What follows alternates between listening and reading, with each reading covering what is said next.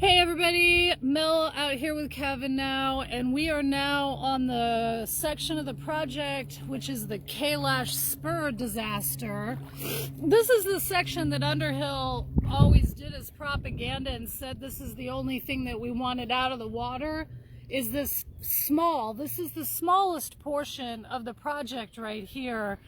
And as Kevin spans down, you can see that it has not at all helped the erosion where the project is in. As a matter of fact, that pine tree there with its roots exposed, that's the one that had the twin pine that Doug had cut down, that they actually took out a live oak over in that stand to bring their bucket truck in when Kevin and I were at a meeting. That was retribution for fighting this disaster of a project.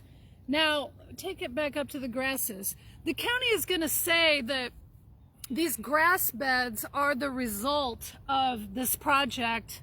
No, they're not. These grass beds grow all along the sandy bottom of the Bayou Grande.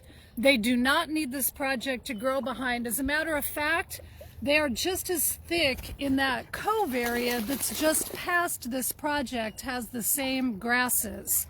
In the meantime, though, we get gifted with this mess. Now, keep in mind, the county came out recently and restacked things and tried to shore up these markers.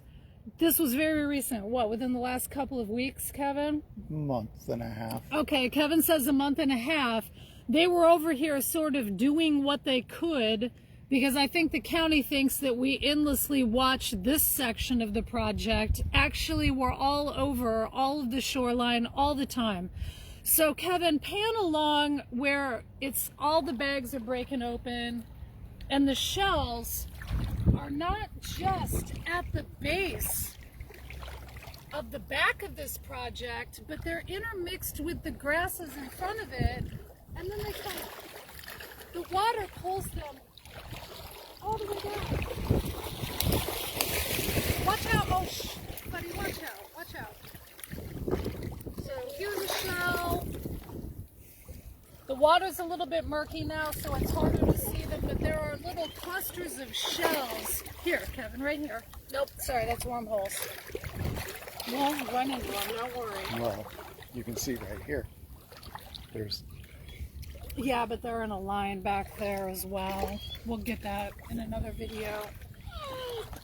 So, as you can see, you notice the holes in the bags more when they're wet, but all of these bags have holes. And then the closer that you get to the project, the sandy bottom gives way to sludge. So if you're not slicing your foot on an oyster shell, you're sinking down into this muck, which the coastal engineer did treat briefly in his report. Yeah, there you go. Oh, ow. Stating how dangerous it is for people walking along the shoreline because it's on the other side of the bags as well, but also that it's not ecologically sound. This is not supposed to be here in our bayou. Watch it, watch it. Don't. Stay away from the shells again. Icky. Icky. Watch out. No. Come on here. Come on. Now they're starting to move out further here. There's another one.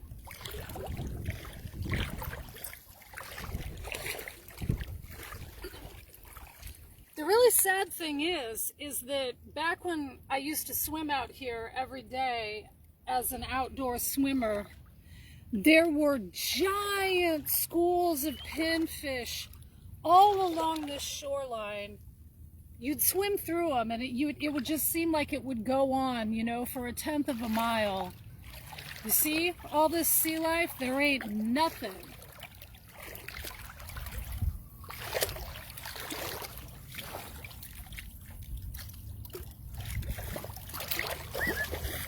Back here. Get back. Come on, no. You stay away from that. That is icky. Don't you go anywhere near that. Thank you.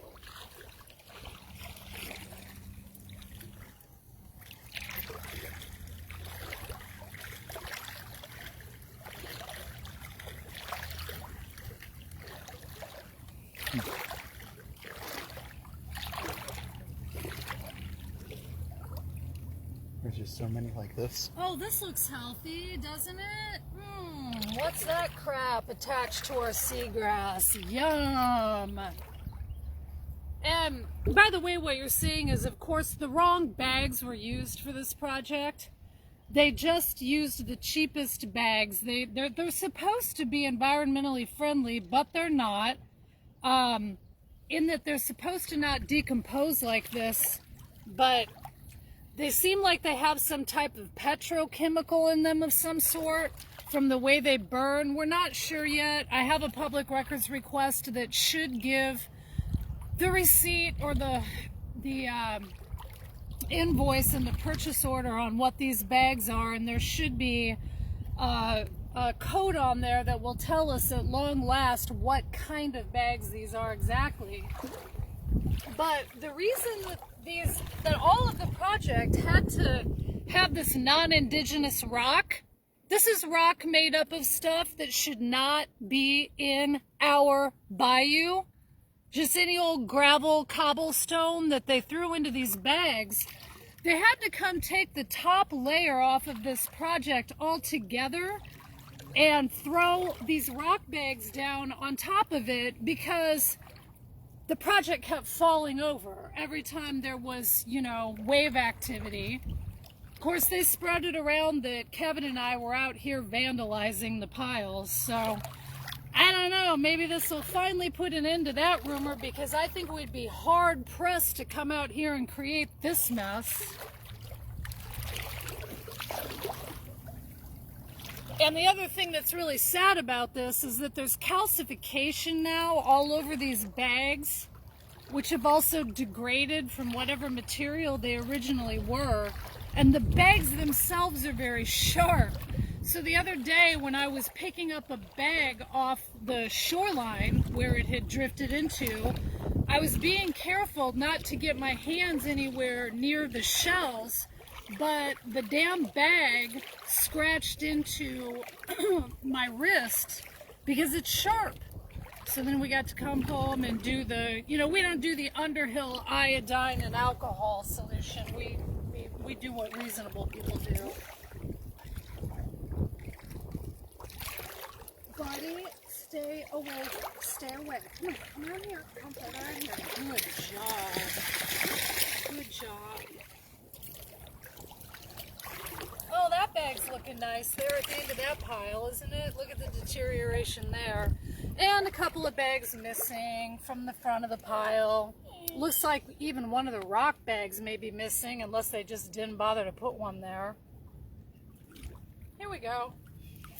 Here's a nice specimen of what's happening to these bags. Look at that. There's your oysters. Disaster.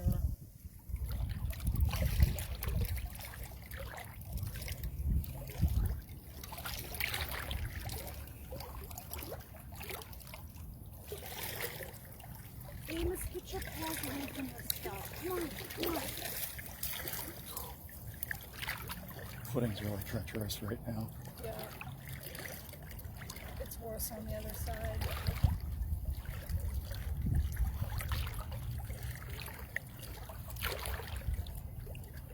So pan back to the shoreline, Kevin, okay, so that people can get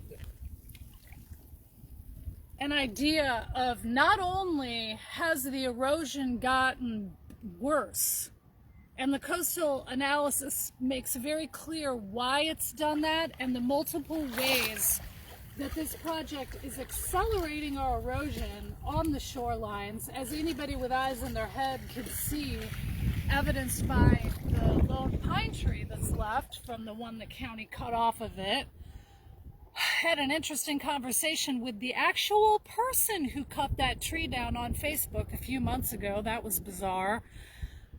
When you pan back to the shoreline over where the swimming area used to be, not many people go down there, you can see how horribly the end of this project has completely destroyed the shoreline right there.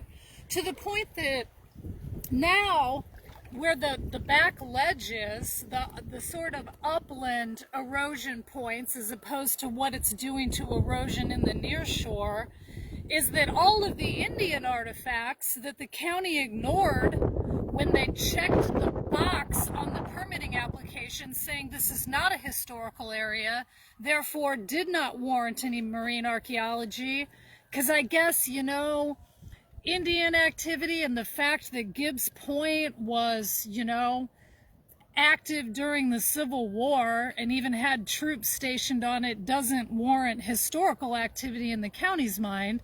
So there are tons of Indian artifacts that are now coming up where that big ledge of erosion is. And that's the problem with these projects, is that if they're not done properly.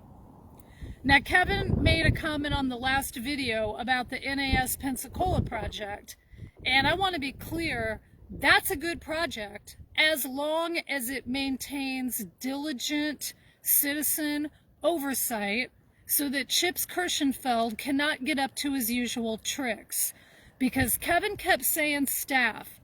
This is not a staff problem. This is a director level problem. This project is not the fault of Tim Day. It is not the fault of Brent Whip, and it is not even the fault of Robert Turpin, the project manager. Because Chips's employees have no opportunity to weigh in honestly on projects. And it is no secret that this project has been failing for a long time, and Chips has been running under Doug Underhill's duck and cover to keep governmentally gaslighting on it so that people actually believe that this project is a good thing on our shoreline. Now, pan back down there, Kevin, pan back down along the shell pile. Ask yourself, people, what would happen if we got an Ian or an Ivan? As you can clearly see, there is nothing tethering these bags to the bottom or to each other. And as a matter of fact, the straight line tornado that ended up touching down in Ferry Pass and having so much damage up there near the Four Winds store, that moved across Navy Point. It just didn't touch down, thank God. All it did was uproot a couple of live oaks. Didn't uproot them all the way, but just, you know, pulled them up a little bit. If that straight line tornado would have hit this project, can you imagine the damage it would have done? Oh gee, yeah, there's another. How delightful. What an environmental wonder. How great this is for our shoreline.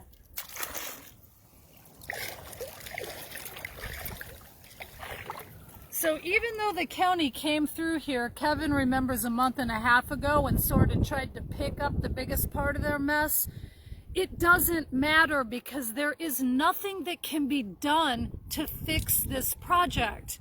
You implement a disaster of this nature with no proper engineering in waterways that it never should have gone into to begin with.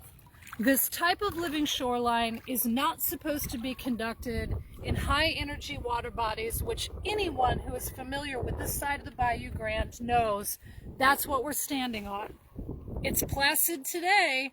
Tomorrow it could be mini whitecaps up on the storm, on the shore, and as the coastal engineer makes clear in his report, that is one of the things that is eroding our shoreline so badly, is that these things are constantly overtopped by waves, even waves that are caused by the tugboats or storm circumstances that aren't even that bad. Just wind on the surface of the water can whip waves over these things, and then guess what?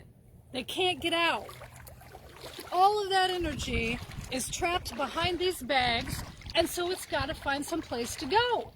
It can't go back out into the water, so it's got to go sideways, and with it, it carries our shoreline.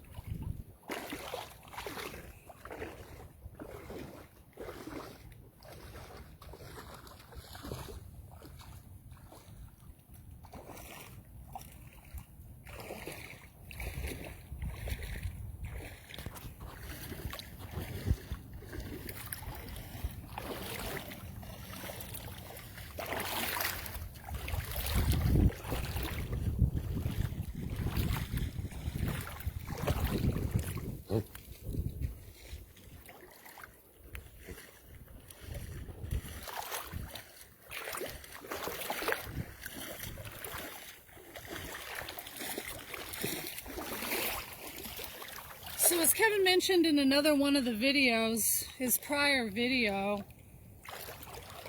you're not supposed to put these projects on top of grass beds.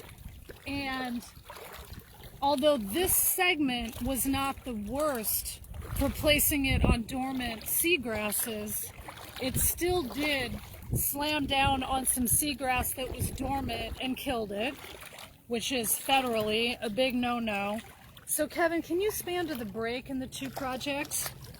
The reason that there's a break between this Kalash Spur project and then you've got that big empty section before the point of it starts at Patterson Point is because Kevin and I went out in the dead of winter and did our best with doing some quick and dirty GPS coordinates on where there was any seagrass that we could find during the dormant period. And there was quite a bit that was actually still green along that stretch, and therefore the county couldn't put the project down there. Now, we also found living seagrass that we clearly marked out for the county at Patterson Point, but they disregarded that and just slammed shell piles down on that seagrass anyway.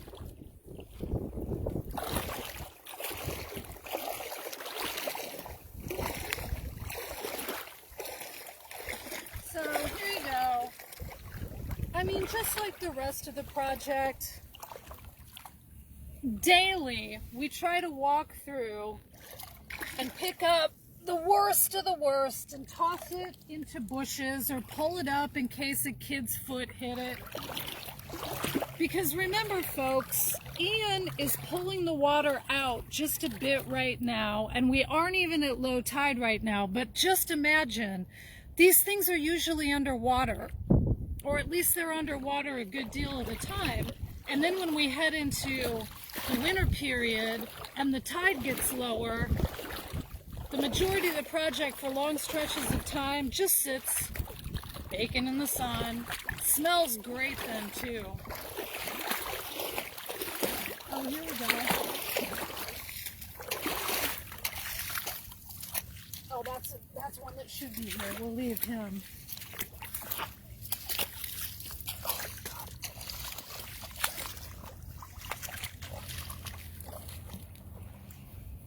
Again, these grasses are interwoven with dangerous shells now. Kevin's got to pause to pull his shoe back on because he just hit an area of muck and sucked it off. Wow. Yep. Point down. Point the camera down so people can see how your feet just...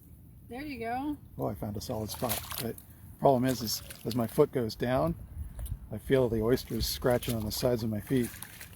Yeah, because they're all over right here. Apparently they didn't get to orchestrate their cleanup this far. Go ahead of me, Kevin, so I'm not picking up all of this nasty muck.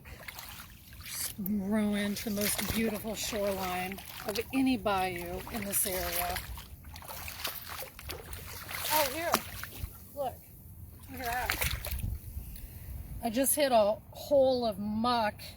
So this is where my foot is, but right here, it's solid. Right here, it's total muck. And the point is this should be sandy bottom shoreline.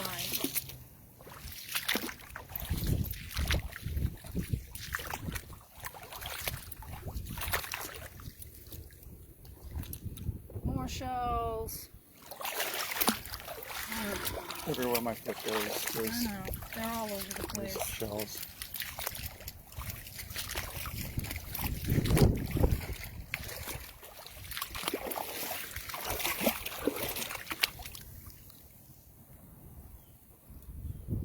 Oh my God.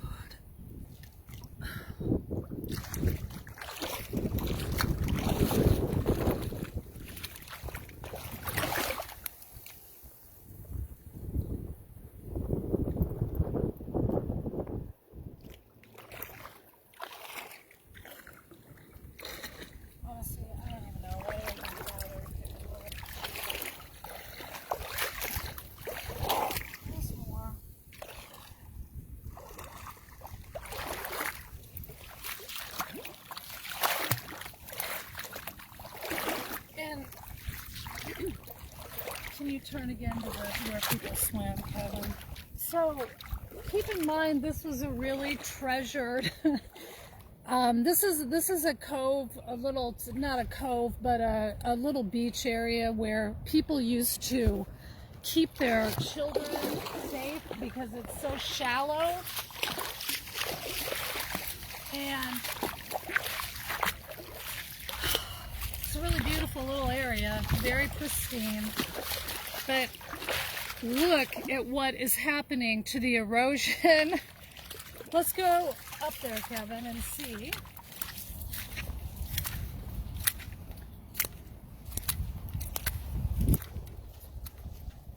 Oh boy, look at this. Folks, this problem was not here before this project was introduced. The idea of this project is supposed to be to protect infrastructure. There is no infrastructure anywhere along here, but as a matter of fact, they've inadvertently created a problem so bad that it's eating away at the sediment as it approaches the road. And this shelf, there are people that gather Indian artifacts that come out here now every morning to see what might have surfaced with the new erosion. Well, not every morning, but come out here a few times a week and have pulled some really amazing things out.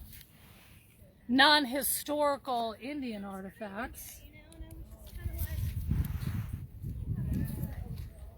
So you want to pan one more time at the glory of this thing, Kevin, and then we'll head down to Patterson Point.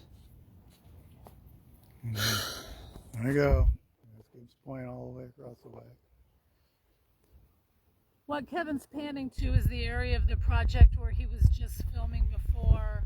And oh, we'll leave it on the rope swing that's still hanging where the county cut it off, because right there is where generations of Navy pointers have taught their kids to swim, in that spot.